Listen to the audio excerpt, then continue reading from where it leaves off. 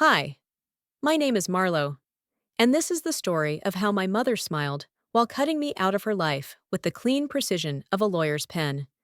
She called it family fairness, but I knew better. I knew what it really was: a purge. It started in a quiet room with beige walls and framed diplomas. No warmth, no water offered, just signatures and silence. My mother sat across from me like she was in charge of a board meeting, her fingers laced under her chin. My father said nothing, as usual, and Ivy, my sister, lounged to the side, tapping her French manicured nails on the armrest of her chair like she was bored at a dentist's office. The lawyer's voice was cool and even. And with these signatures, all properties, holdings, and residual accounts will be transferred under sole ownership of Miss Ivy Wren. At first, I didn't react. My brain froze, like it was buffering something too ugly to download. "Excuse me?" I said, not loud, just enough to slice the air. The lawyer looked up. "Your parents have decided to adjust the trust in accordance with the family's current dynamics." "What dynamics?" I turned to my mom, my voice still low but sharper now. "What is this?" She tilted her head, eyes calm, voice honeyed. "Marlo, this isn't personal. Ivy has been more present. She's reliable." Reliable, a word that cut like glass. "You mean obedient?" I said. Ivy chuckled. "You always did make everything dramatic." I wanted someone to stop it. Dad, the lawyer, anyone. But the room stayed frozen, cold, and complicit. When we left the office, I thought maybe, just maybe, we'd talk in private. I was wrong. We got home, and there was already a packed suitcase by the front door. My suitcase. Dad rolled it out like he was helping a guest catch a late flight. He didn't look me in the eye. Ivy leaned against the doorframe, sipping her iced coffee like it was any other Tuesday. I turned to my mother. What did I do that was so wrong? She exhaled slowly, like I was exhausting. "It's not what you did, sweetheart. It's just, Ivy is the one we trust." I didn't scream. I didn't throw things. I just stood there, watching the three people who used to be my whole world casually push me out of it. Dad opened the door and stepped aside. "We think it's best for everyone if you take some space, for perspective." Ivy smirked. "And maybe a therapist." I picked up my bag without a word. My hand shook on the doorknob, but I didn't let them see. I left. What they didn't know, what none of them realized, was that I'd left my phone inside. I only got as far as the end of the driveway before I remembered. When I came back in, the front door was still open. My phone was in the living room, and so were they. I froze in the hallway when I heard them. "She's always been a problem," Ivy said. "You did the right thing. This way, everything's clean, legal." Mom replied, her voice lower. "As long as she doesn't dig. The IRS can't know about the second property transfer. It was years ago, but still." "She won't. She doesn't even know where to look." "She's stubborn, but not smart." They laughed. Both of them. My mother and my sister. Laughing like I was some harmless inconvenience, they'd finally wiped off their shoes. I backed out quietly and left again.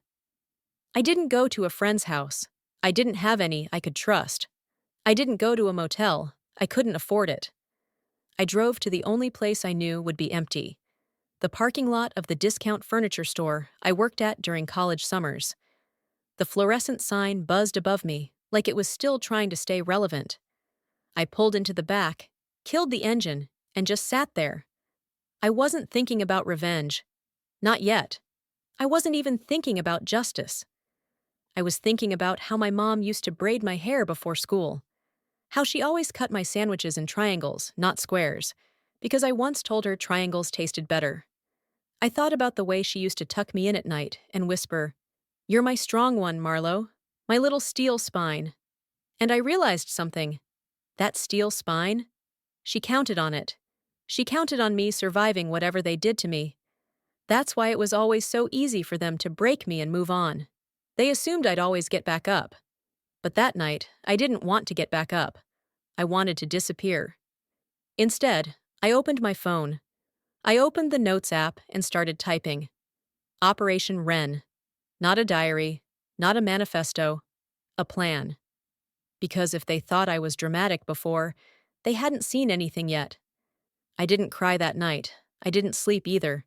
And for the first time in my life, I wasn't waiting for anyone to come save me. I was waiting for the right moment. Because if there's one thing my mother taught me, it's how to smile while planning your escape. The first memory that hit me wasn't the betrayal at the lawyer's office, or the laughter echoing down the hallway when they thought I'd already left. It was a Tuesday night in winter, years ago. I had the flu, shivering, burning, delirious, and Mom had left a bowl of soup outside my door, like I was contagious, radioactive, or just too inconvenient to touch. Ivy had a cold the week before, and Mom had held her the entire time, sleeping beside her on the floor with a cold cloth to her head. That was the beginning, I think. Not of the favoritism. I'd always known Ivy was their son and I was just allowed to orbit. No, it was the beginning of understanding that my mother's love had rules. It wasn't a blanket, it was a performance. One you had to earn with silence, obedience, or usefulness. And I had failed the audition a long time ago. Ivy had always been fragile in the way that got her rewarded.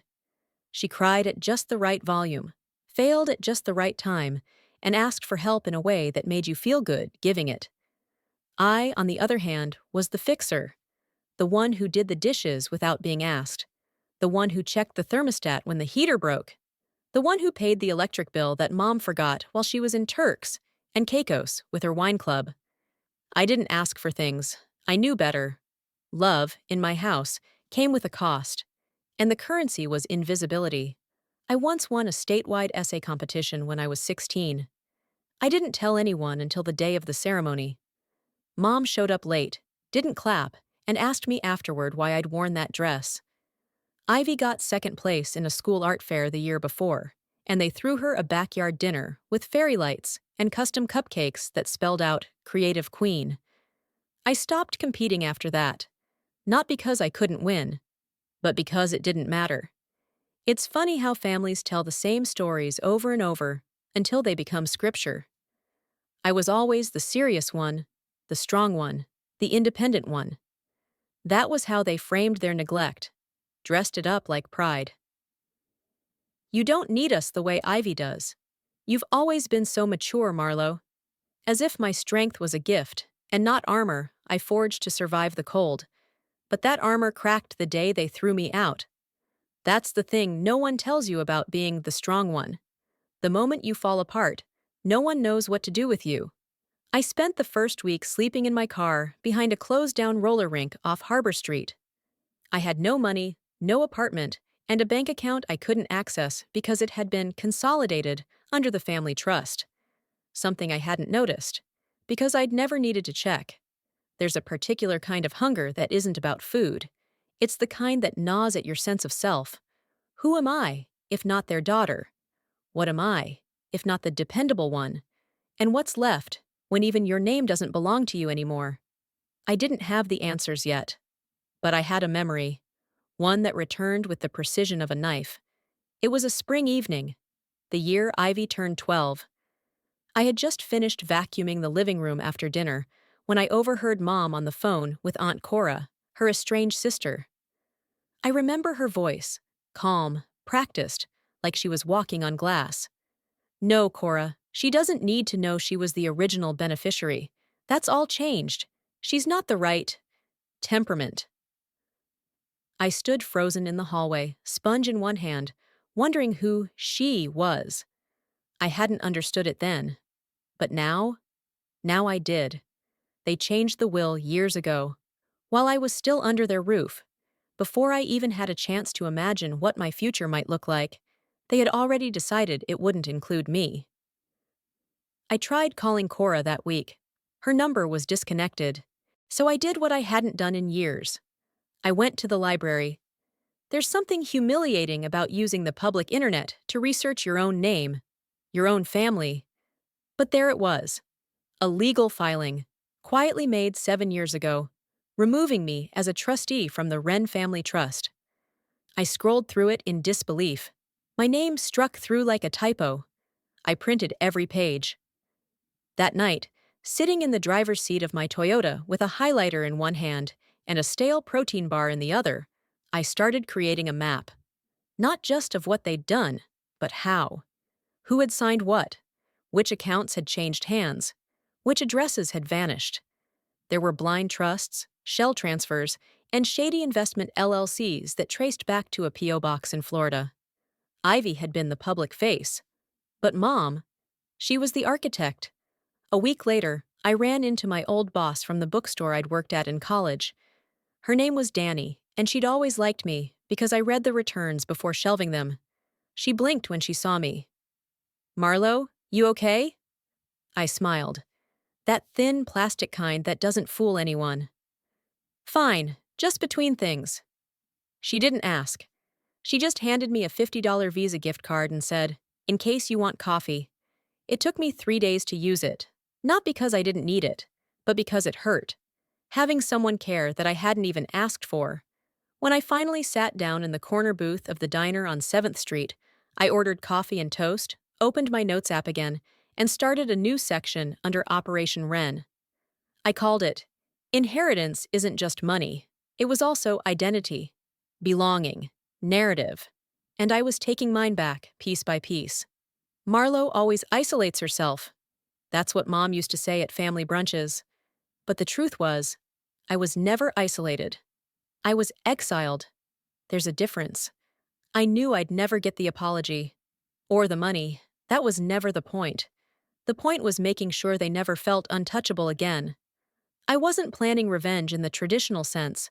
I wasn't going to throw paint on their cars or slash tires. I was going to do what they never expected. Tell the truth. In a way they couldn't deny. With records, with timelines, with facts. Because the thing about being the quiet one is, they never see you coming.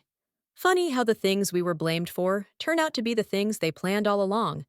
There's a particular kind of grief that doesn't show up to the funeral. It lingers quietly in bank statements and notarized documents.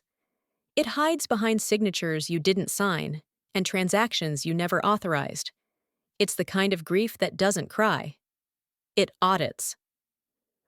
2 weeks after they pushed me out, I'd found a rhythm. I slept in the back of the bookstore some nights. Danny never asked questions, and spent my days buried in paperwork. I lived off stale muffins and gas station protein bars.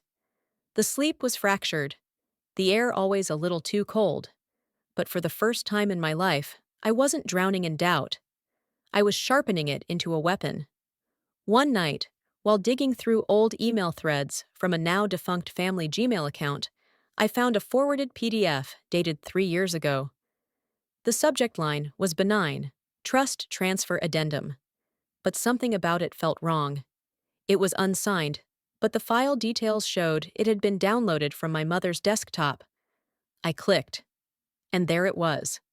A draft contract transferring full ownership of a secondary property in Charleston to Ivy. Not from my parents, but from me. My name, my signature, my consent. Except I never signed anything. I had never even been to Charleston. My throat dried as I read line after line of falsified consent. I leaned back, phone glowing in the dark, the back of my neck prickling with something more violent than betrayal. Identity theft wasn't just a horror story in bad movies. It was sitting in my inbox, time-stamped and quietly criminal. The next day, I called a lawyer. Not one of those billboard attorneys with rhyming names and flaming logos, but a woman I'd met once at a community justice clinic years ago. Her name was Rena Miles, and her voice on the phone was the first thing in weeks that didn't sound cold. I didn't give her the whole story, just enough to know whether I had ground to stand on. After a long silence, she said, "If what you're showing me is real, Marlo, they didn't just take from you, they broke federal law." I felt my breath catch. "So, I'm not crazy." "No, but they were betting on you thinking you were." That night, I found myself outside the house again. Not to confront them, just to see, to remember what it looked like from the outside. The lights were warm, The garden looked like a catalog cover. Ivy's laugh floated out through the open kitchen window. It was the laugh she reserved for guests, and cameras, and people who could give her something. I used to be immune to it. That night, it made my jaw clench. I almost turned back, but then I saw it. Mom, in the dining room, sitting with a laptop open, sipping tea like she hadn't just rewritten my entire life. And I snapped. I walked up the front steps, slow, deliberate, and rang the bell. Ivy answered, wearing one of Mom's old cashmere cardigans. Her expression faltered when she saw me. Marlo? Hi. I didn't know you were coming by. I didn't know I owned property in Charleston, did you? Her smile broke. What are you talking about? I've seen the contract, the one with my name on it. Pause. Then, you should talk to Mom. I'm talking to you. Ivy shifted. I don't know what you think you found.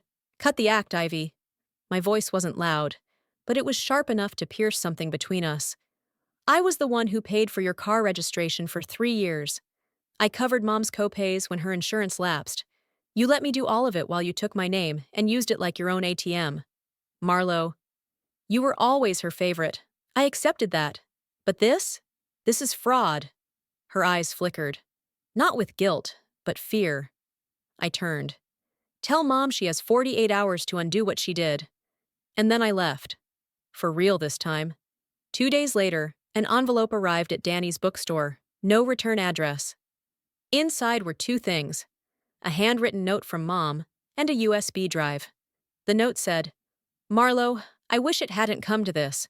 But you've left me no choice. This isn't revenge, it's preservation. I've given you everything I could. Please don't ruin it for your sister. There was no apology, no admission, just gaslight in cursive. I plugged in the USB and found a folder titled Assets Emergency Backups. It was a digital graveyard of secrets, bank transfers, property tax filings, signatures scanned and edited in Photoshop, a PDF labeled Marlo Psych Eval Draft that was never submitted but clearly written to make me look unstable. My hands shook. They weren't just cutting me out. They were erasing me. I called Rena back. We spent 3 hours that night piecing it all together. She said something I'd never forget. This wasn't just financial. This was architectural. They built a version of you that didn't exist, because the real you was too inconvenient. And with that, we began to rebuild the truth. That weekend, I tracked down an old friend of Aunt Cora's, a woman named Teresa, who ran a vintage clothing shop off the coast near Beaufort. She remembered me, vaguely, from a summer trip. When I asked about Cora, her expression sobered. She stopped speaking to your mother after your accident, said something about signatures being changed while you were in the hospital. I froze. What accident? Oh, honey, you don't remember? She handed me an old newspaper clipping, half faded, tucked behind the register. It was dated nearly a decade ago. Local teen in critical condition after lake house fall. It was me. I had no memory of it. None. I stood there, staring at the photo of my own face bruised and bandaged, and everything shifted. Ever had someone rewrite your story while you were too broken to stop them?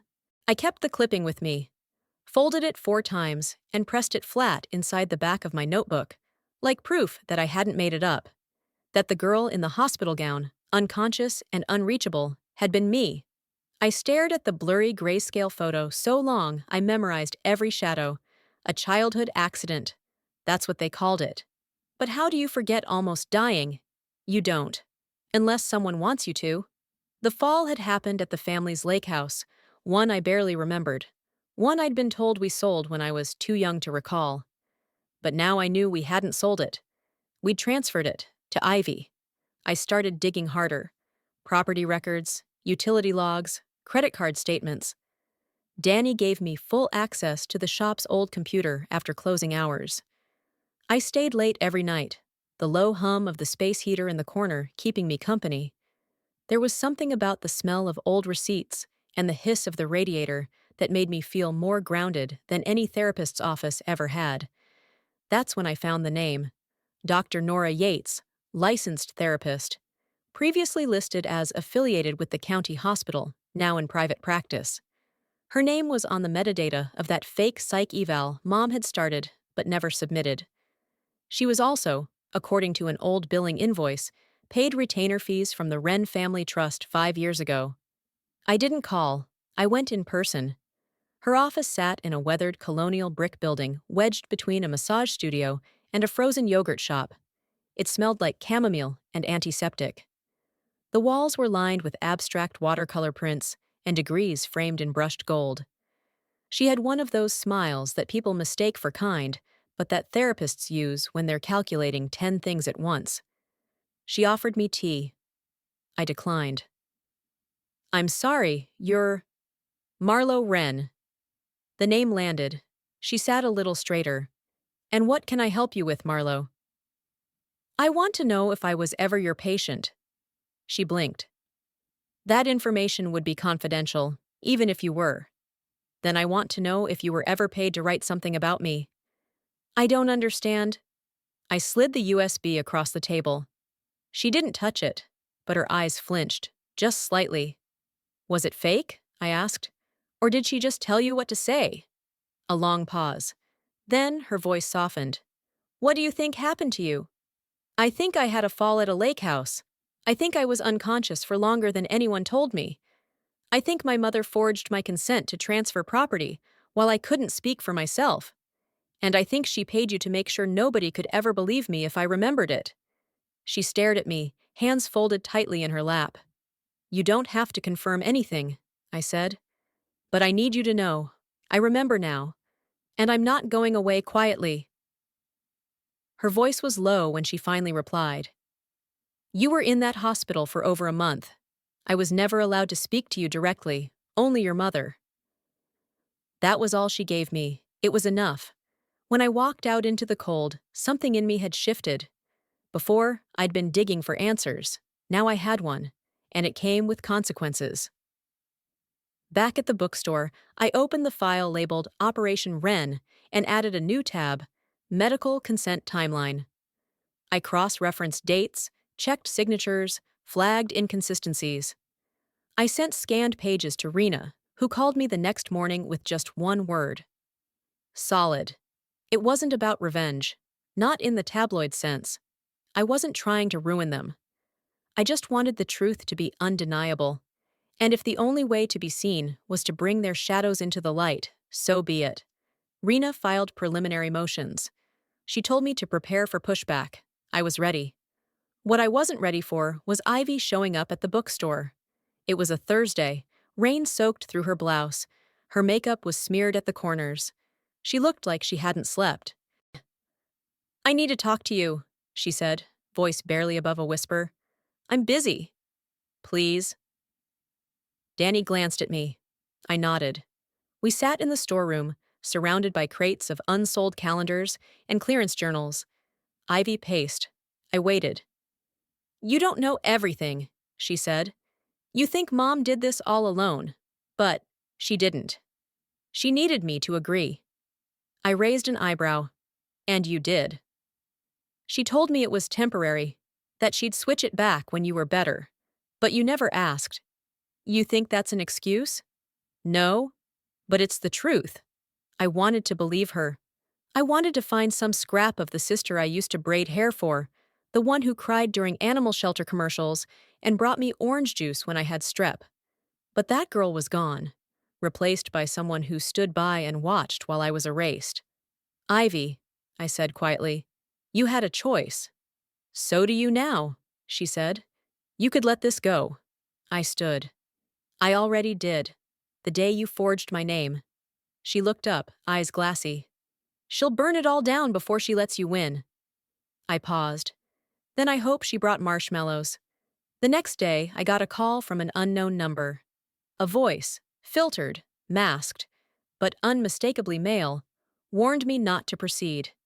"You don't want to take this to court," he said. "Things happen. Careers end. You're not a victim anymore. You're a liability." I hung up. Heart pounding, hands cold. Then I opened my file again and added one more tab. Threats. Because if they were scared, I was doing something right. Ever had someone pretend to protect you while burying the truth? Yeah, me too. The moment you go public, there's no going back. Rena said it with caution, not drama. She wasn't trying to scare me, but we both knew what would happen once the documents went from sealed folders to open record. This wasn't about family anymore. It was about legacy, reputation, control. The Wrens didn't survive on warmth. They survived on image, and I was about to shatter it. We decided on a slow leak. Controlled, surgical. Rena reached out to a legal journalist she trusted from her days working on whistleblower cases. Her name was Kamari Young. She'd written exposés that had taken down CEOs, school boards, even a sitting judge. But she wasn't reckless. She vetted everything, triple-checked every file. And when I met her, she looked at me like she'd already written the headline. "You're the daughter they erased," she said, "but not the victim they expected." I nodded. I don't want pity. I want the truth loud enough that they can't talk over it. Kamari smiled. Then let's give them no room to whisper. The article dropped on a quiet Monday morning. Just a digital upload. No breaking news ticker, no press conference. But within hours, it had traction. Headline: The Invisible Daughter. Inside the Legal Theft of Marlo Wren. Ivy's name was mentioned. So was my mother's. So were dates, financial records, direct quotes from the fake psych evaluation. No embellishment, no revenge porn, just facts. Cold and clean. And it worked. Because it wasn't just my story. It was every kid who'd been called dramatic for noticing the knife in their back. Mom called me that afternoon. I didn't answer. She left a voicemail. "You've embarrassed this family. You've jeopardized everything your father built. For what? For your pride? I hope whatever satisfaction you're getting is worth it." It was. I replayed it once, then sent it to Rena. She smiled, dry. She just gave us intent. But it didn't stop there. I started getting messages from people I didn't know. Former employees of the Wren Estate Management Company. One of Mom's ex-accountants. Even someone who claimed to have worked at the private rehab facility Ivy briefly attended, before she found herself and got rebranded as the family's PR darling. Each story was a crack in the glass. Some small, some seismic. One message stood out, from a man named Logan Bell. He used to work at the lake house, before it was transferred, before my accident. "She told us not to call an ambulance right away," he wrote. "Said it would draw too much attention. I thought it was weird, but I was just the groundskeeper. I didn't question her. I should have." I stared at the screen, pulse drumming in my ears. She waited. I almost died, and she waited. That night, Ivy showed up again. This time, she didn't knock. She texted Danny and asked if she could meet me in the alley behind the shop. I almost didn't go. But curiosity, or maybe stupidity, dragged me out. She stood there in an oversized hoodie, mascara dried at the corners of her eyes. "Why are you doing this?" she asked. "I could ask you the same." "It was Mom," she said. "It was always Mom. You think I had power? She ran my whole life like a spreadsheet." I folded my arms. "You cashed every check she handed you. She bought me a future I didn't even ask for." "That's not the same as stealing mine." Her voice cracked. "I didn't know you almost died. She told me it was a concussion. She said you were fine." "You were there, Ivy." "I wasn't. Not when it happened. I showed up a day later. She said you were sleeping it off. I believed her." I looked at her for a long moment. She looked smaller. "If you want redemption," I said, "it starts with a statement, not to me, to the court." "She'll never forgive me." She never forgave me for existing. The next day, Ivy sent an email to Rena, agreeing to testify. "Not for me," she said, "but for herself." I didn't care. The result was what mattered. The cracks were no longer cracks. They were full ruptures. And still, Mom didn't break. Instead, she held a charity event that weekend. Wore pearls. Posed with children holding adoption signs. When a reporter asked about the story, she smiled and said, "Our daughter is going through something. We just want her to find peace. It was masterful, calculated, deceptive. And it didn't work, because by then, the world had receipts. I expected fury. I expected slander, theatrics, and maybe a few crocodile tears when we finally went to court. What I didn't expect was silence. Cold, pristine silence. The kind you hear in luxury funeral homes when people grieve reputations, not lives. Mom sat on the other side of the courtroom in a soft gray pantsuit, expression calm, composed. The corners of her mouth barely moved as she whispered to her attorney. Ivy sat 2 rows behind her, untethered. Not beside her, not behind me. Floating. I'd worn black. Not to be dramatic. Just to remind myself that something had died. And I was the one burying it. The trial itself wasn't criminal. Not yet. This was probate and civil. Property, inheritance, defamation.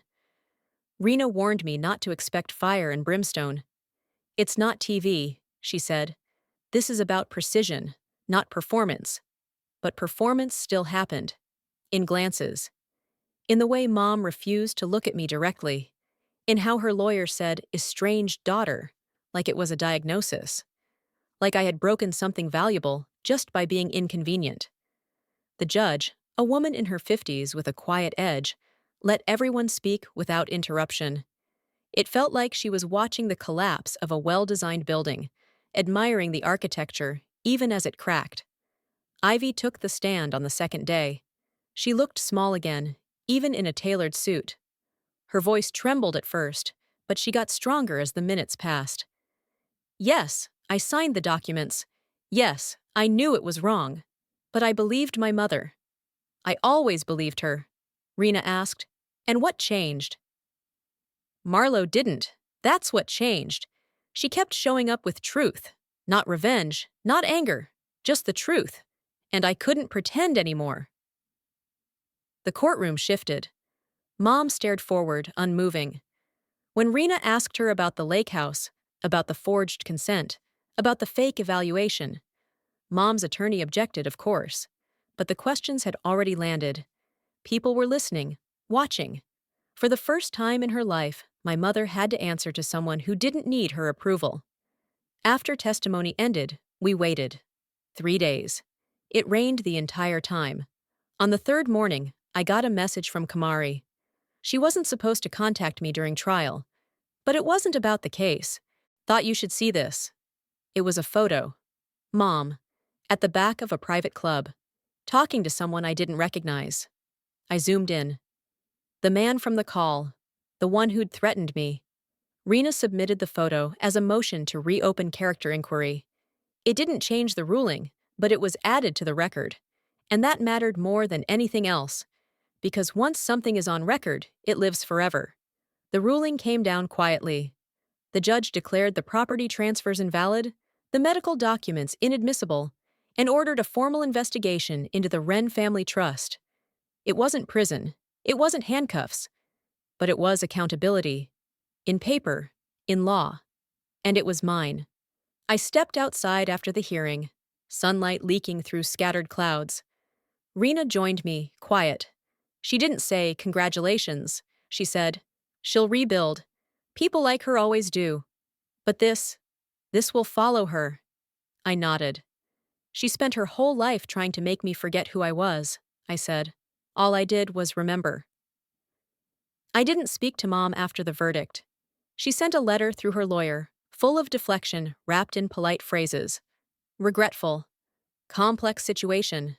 Emotional fragility. Wishing healing. I never opened it. I burned it behind the bookstore. Not in anger, just as a boundary. That night, I packed a box. Books, hard drives, the notebook with all the files. Not to hide them, but to archive them. I wasn't erasing the story.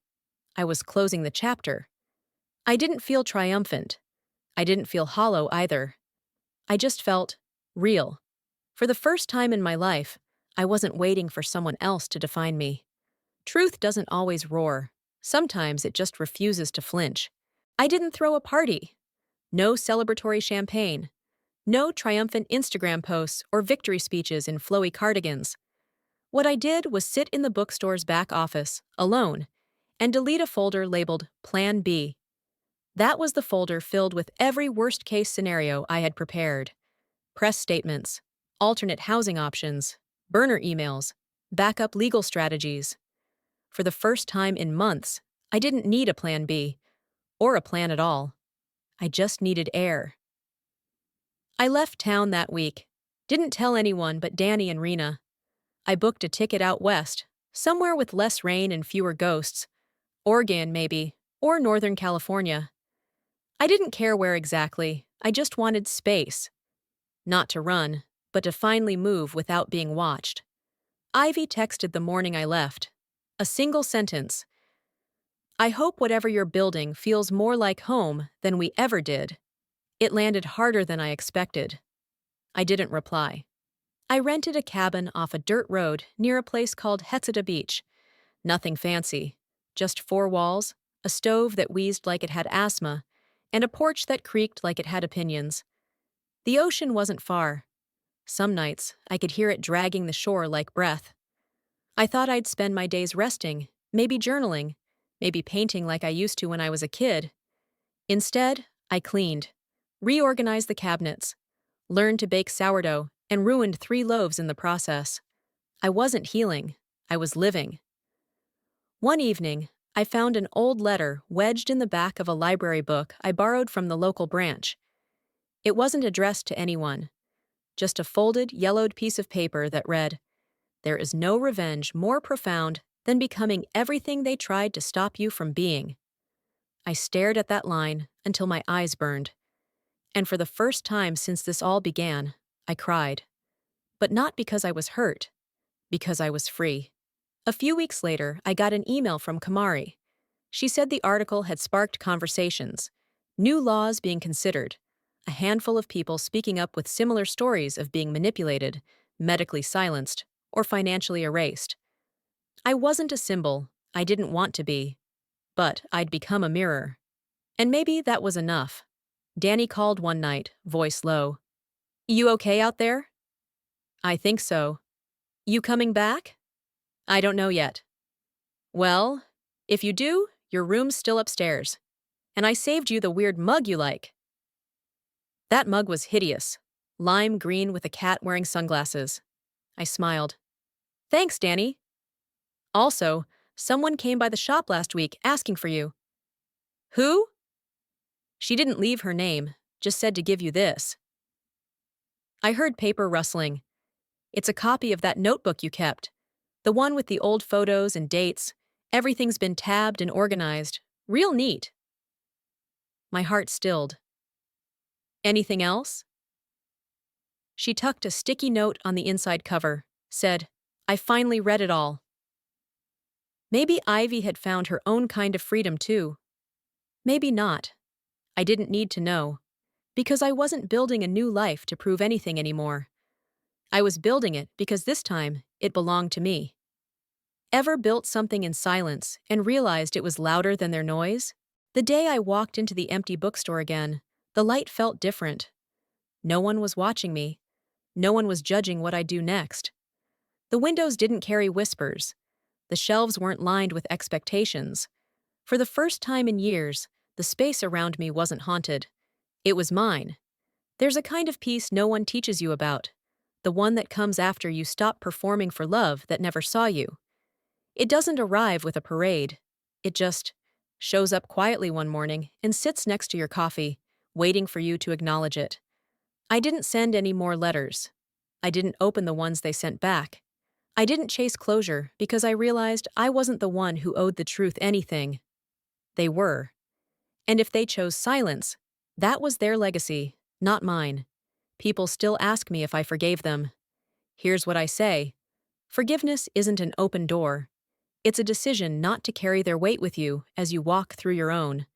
I didn't forgive to be free. I forgave because I refused to rot in their prison. There's a difference. One night, while reorganizing the back room, I found the lime green mug Danny saved for me. Ugly as ever. I made tea, sat on the porch, and looked up at a sky that no longer felt like it was pressing in. And I thought of you. Yes, you, the person watching this, the one who made it this far. Maybe your wounds are different. Maybe the betrayal didn't come from a mother, but a partner, a sibling, a church, a system. But I know what it feels like to be told, you don't belong here. So here's what I've learned. If you've ever been erased, write yourself back in. You are the story. You always were. You just needed to stop asking for permission to exist in it. This story isn't about revenge. It's about reclaiming space. If you've ever been told you don't belong, go build the place where you do. If you've ever had to walk away from people who called it love, just drop it in the comments. You're not alone, not even close. I didn't win by fighting louder. I won by refusing to be quiet about the truth. If my story echoes even a piece of yours, know this. Survival isn't the end. Rebuilding is. Speak, even if your voice shakes. Reclaim what was stolen. Not out of spite, but because it was always yours. If you're still in the storm, I see you. And if you've made it out, leave the light on for the next person behind you. If this story meant something to you, if it made you feel seen, understood, or just a little less alone, drop a comment and tell me where you're watching from. Or let me know, what moment in this story hit home the hardest? And hey, if you're still with me, don't forget to hit that subscribe button for more stories that dive deep, get real, and maybe even help us heal a little together.